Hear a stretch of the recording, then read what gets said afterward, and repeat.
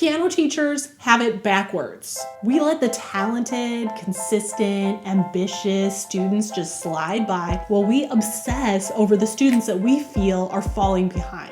Hey, I'm Phoenix and I'm the tattooed piano teacher. After teaching for 20 years, I feel like I've finally figured out why we do this, why we focus on the wrong things, how to shift our mindset, and how to actually serve each and every student equally to the best of our ability without getting burnt out. So why do we tend to focus on those negative aspects, the things that we want to fix, more than the good things that are happening and the wins? Well, it seems like from what I've read, we are actually hardwired to focus on these things from a survival perspective. So if you think about it, if we were still living in a very unforgiving environment, the early humans who focused on problems and came up with solutions, and the ones who remembered the negative consequences from the day before, those are the ones who are going to survive.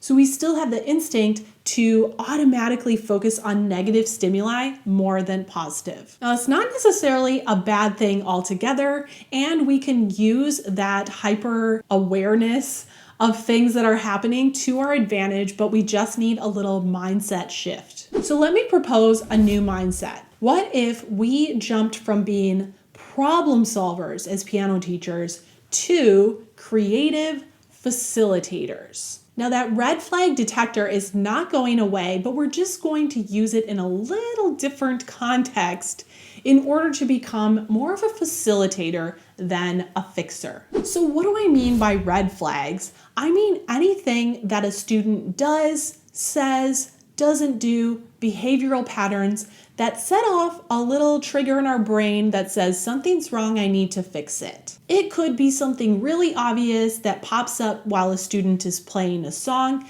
and we take a mental note of it to fix later. Or it could be these overtime patterns or changes in a student, the way they relate to us, the way they relate to the piano, that just kind of triggers something in our brains that maybe something isn't right. This detector is going to serve us very well as teachers, but we just need to make sure that we're focusing on the right red flags. So let me propose to you that some red flags are red flags and some red flags are actually not red flags. Let me explain. Here's some things that will trigger that alert system in our brain, but they're not actually the red flags that we might think they are. So these would be things like incorrect notes, rhythms, tempo, or fingering. A student who is slow to pick up on a new theory concept or a new technical skill. A student that is slow to master their songs. Not meeting our practice requirements. Or perhaps practicing the wrong things, not listening to us, or not remembering what we told them, not knowing what they need to practice or how to practice it, doodling on the keys while we're trying to talk, or maybe they're talking too much. All right, now if you're feeling a little bit of annoyance creep up in you, like you're remembering all of these things happening probably in the past week, you're not alone. These things get to me too, and they do feel like things that we need to fix as teachers. But before we go talking about how to chill out a little bit on these things, let me go over some things that actually are red flags that might not set off our alert system as much as those little annoyances I just mentioned. They're actually bigger issues that we should be aware of. Before I list these off, go ahead and hit that like button. If you enjoy like the behind the scenes piano teacher videos that I create, it'll tell me to make more videos like this one. So things that really are truly red flags. Lost interest. Drop in practice. Someone who used to practice pretty consistently, now they are not. Expressing dislike or expressing other interests, like continually requesting that we do things that are not a part of the assignment. A student who's learning their pieces too quickly. And then if we ignore some of these, sometimes it'll get to the point where the student is closed off, where they go quiet, where they're not expressing anything anymore. And that's not a good place to be. So you see what I mean about the things that feel really urgent, but actually are not a big deal. And the things that don't trigger our alert system as much, that actually do need some action from us. So what do?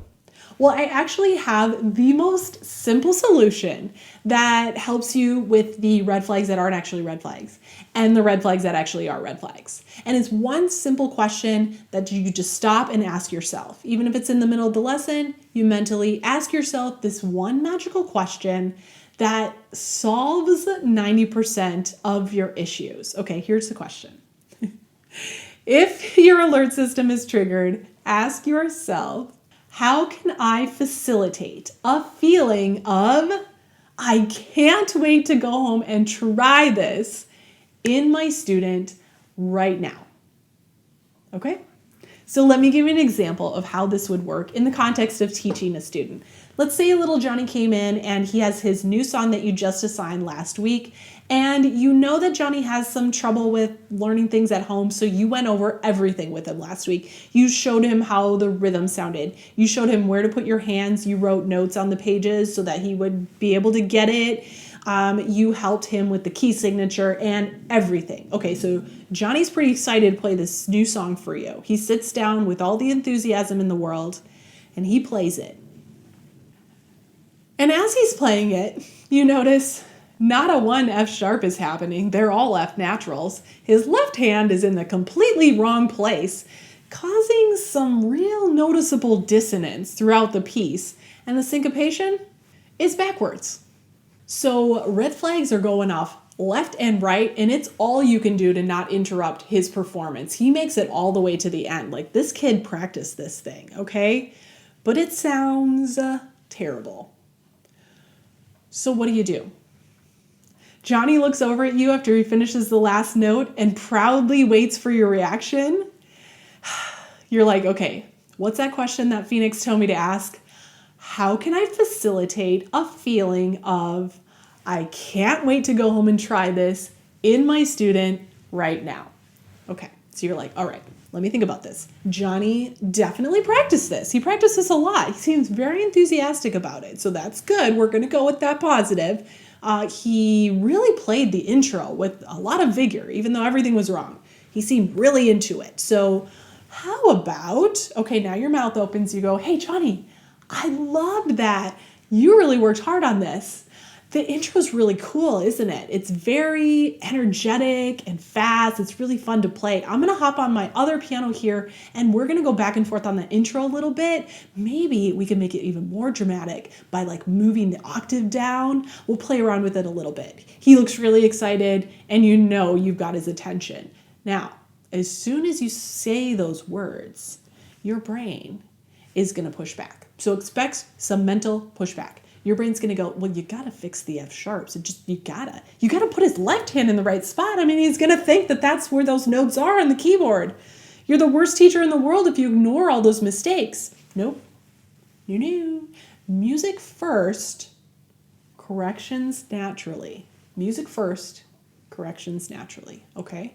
So you play a couple measures of it on the piano. Immediately, he gets the syncopation right because he hears it.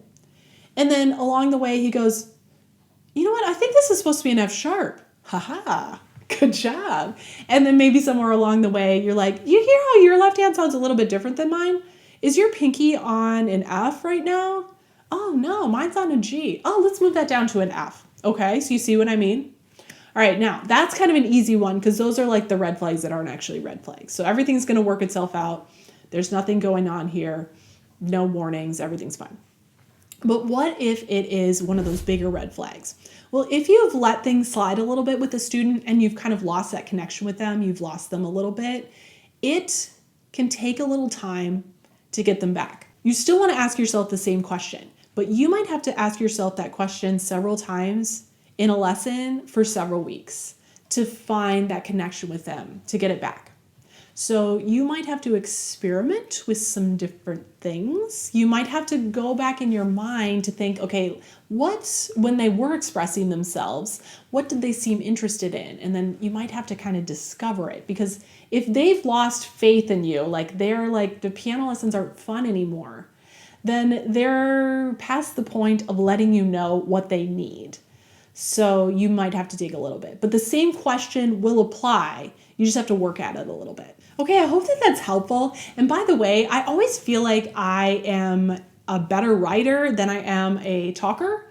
So if you enjoy any of the topics that we talk about on this YouTube channel, you might be interested, if you like reading, to check out my blog, TheTattooedPianoTeacher.com. I generally post a blog post, like an article, all about the same topics that I talk about on this channel. And I'm usually able to go into a little bit more detail. I feel like my thoughts are more organized on the blog than they are in these YouTube videos. So if you're interested in reading more on my thoughts on any topic, check out the blog. And if you want to keep watching here on YouTube, check out this video where I talk about why so many students seem to quit right around the level 3 middle school era and what we can do to better support them across that bridge. And I will see you there.